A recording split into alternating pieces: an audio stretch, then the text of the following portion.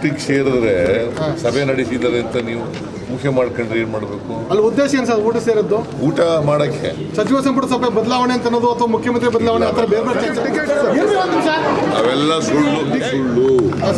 ಯಾವುದೇ ಬದಲಾವಣೆ ಇಲ್ಲ ಸರ್ ಹಂಗಿದ್ರೆ. कर्नाटक के पब्लिक वर्क्स के वजीर सतीश जारकीहोली ने हाल ही में अपने रिहायशी इलाके में वजीर आला सिद्धरामैया और कई काबीना अरकान के लिए एक डिनर का एहतमाम किया गया, जिसमें तकरीबन 18 से 20 वज़रा और MLAs ने जुमेरात की रात शिरकत की। ताहम नायब वजीर आला DK शिव कुमार की गैर मौजूदगी जो इस वक्त बैरून मुल्क में है, इन्होंने इस तकरीब के मकसद के बारे में क़ियासारियाँ शुरू कर दी। अफवाहें गर्दिश करने लगे कि ये डिनर कांग्रेस के रियासती सदर की तब्दीली पर बातचीत करने के लिए मुनज़्ज़म किया गया था। शिव कुमार इस ओहदे पर मार्च 2020 से फायज़ हैं और पार्टी के हालिया कामयाबियों में अहम किरदार अदा किया है, बशमूल 2023 के असेंबली इंतखाबात और 2024 के लोकसभा इंतखाबात में कर्नाटक में कामयाबियां हासिल की हैं। बीजेपी के रहनुमा और साबिक वज़ीर आला जगदीश शेट्टर ने दावा किया कि इस डिनर ने कांग्रेस में अंदरूनी इख्तलाफात को उजागर किया है। इनका कहना था कि शिव कुमार और सिद्धरामैया एक दूसरे के खिलाफ काम कर रहे हैं। शिव कुमार सिद्धरामैया को हटाने की कोशिश कर रहे हैं और सिद्धरामैया शिव कुमार को रियासती पार्टी सदर के तौर पर तब्दील करने की मंसूबाबंदी कर रहे हैं। सोशल वेलफेयर के वज़ीर हेटसी महादेवप्पा ने इस डिनर के बारे में क़ियासारियों को मुस्तरद करते हुए कहा कि ये एक सादा इज्तिमा था जिसमें कोई सियासी बातचीत नहीं की गई। इन्होंने वजाहत देते हुए कहा, हमने बस खाना खाया, इस तकरीब का कोई सियासी एजेंडा या पोशीदा मकसद नहीं था। ಕ್ಯಾಬಿನೆಟ್ ನಡೀತಾ ಇತ್ತಲ್ಲ ನಿನ್ನೆ, ಆವಾಗ ಸತೀಶ್ ಜಾರಕಿಹೊಳಿ ಅವರು ಸಾಯಂಕಾಲ ಊಟಕ್ಕೆ ಸೇರೋಣ ಅಂತ ಹೇಳಿದರು. ಸಾಯಂಕಾಲ ಸೇರೋಣ, ಚೀಫ್ ಮಿನಿಸ್ಟ್ರು ಕರೀರಿ ಅಂತ.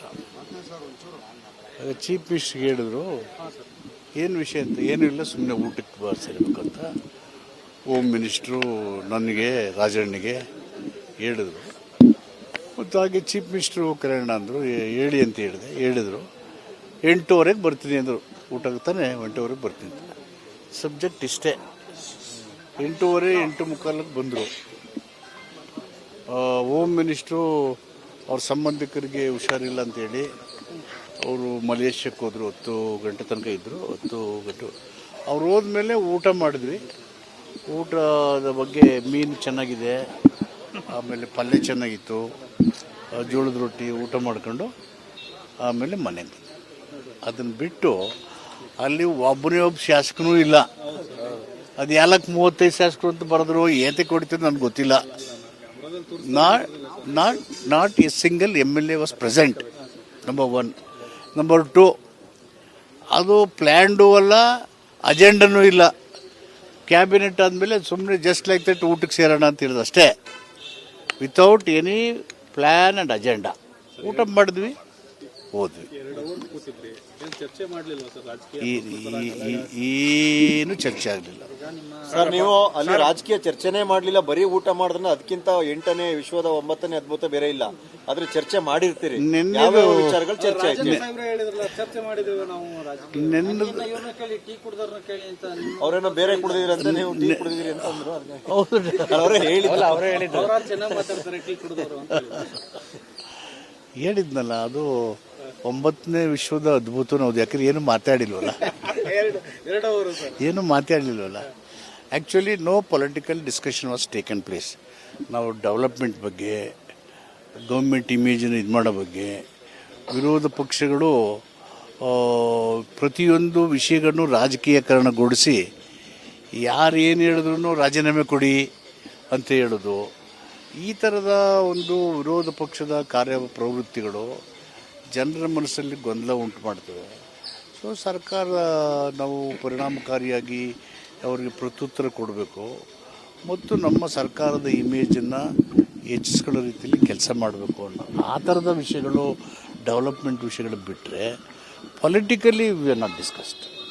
ಕ್ಯಾಬಿನೆಟ್ ವಿಸ್ತರಣೆ ಪುನರ್ರಚನೆ ಚರ್ಚೆ ಕೂಡ ನಡೀತಾ ಇದೆ, ಅದೇನಾದರೂ ಇಲ್ಲ, ಅದು ಕ್ಯಾಬಿನೆಟ್ ವಿಸ್ತರಣೆ ಪುನರ್ರಚನೆ ಅದು ಒಂದೂ ಚರ್ಚೆ ಆಗಲಿಲ್ಲ. ಸೀರಿಯಸ್ ಆಗಿ ಹೇಳ್ತಿದ್ದೀನಿ. ಅದಿಲ್ಲ, ಚರ್ಚೆ ಆಗಲಿಲ್ಲ. ಕೆಪಿಸಿಸಿ ಅಧ್ಯಕ್ಷರ ಬದಲಾವಣೆ ಅಥವಾ ಹೊಸದಾಗಿ ಯಾರು ಅನ್ನೋ ವಿಚಾರ ಅದು ನಮ್ಮ ಕೈಲಿ ಇಲ್ವೇ ಇಲ್ವಲ್ಲ. ಏನಿದ್ರು ಏನು ಮಾಡಬೇಕು ಅನ್ನೋದೆಲ್ಲ ಹೈಕಮಾಂಡ್ ವಿಷಯ ಅಲ್ವಾ. ಇಟ್ ಈಸ್ ಪುಷು ಪುಲ್ಲು ಏನಿದ್ರು ಅದು ಹೈಕಮಾಂಡೇ ತೀರ್ಮಾನ ಮಾಡೋದು. ಪುಷ್ ಆರ್ ಪುಲ್ ಹೈಕಮಾಂಡ್ದು. ಅದಕ್ಕೆ ಹೈಕಮಾಂಡ್ ನಿರ್ಧಾರ ಇರೋದ್ರಿಂದ ವಿ ಡೋಂಟ್ ಡಿಸ್ಕಸ್.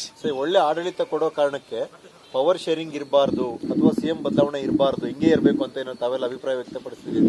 ನಿಮ್ಮ ಪ್ರಶ್ನೆಗಳು ಒಂದೂ ಚರ್ಚೆ ವಿಷಯಕ್ಕೆ ಬರಲೇ ಇಲ್ಲ. It just like that. It is not A meeting with planned and agenda.